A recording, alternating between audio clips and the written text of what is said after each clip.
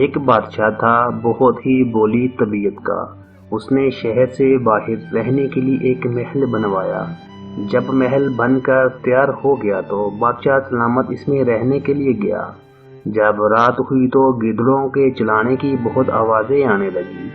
بادشاہ نے وزیر کو بلا کر پوچھا کہ یہ گیدڑ کیوں روتے ہیں؟ وزیر بڑا ہی چلاک آدمی تھا۔ اس نے کہا حضور کی وجہ سے رو رہے ہیں۔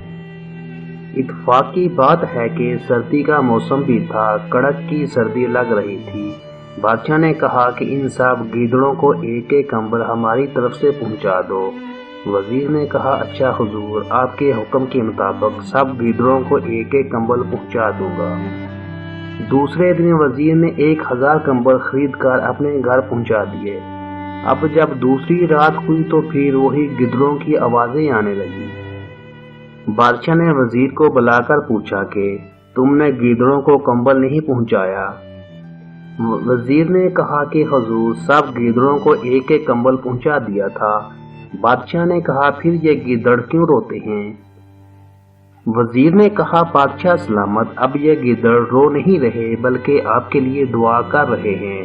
اس پر بادشاہ نے کہا ٹھیک ہے، دعا کر رہے ہیں تو کرنے دو، منع مت کرو۔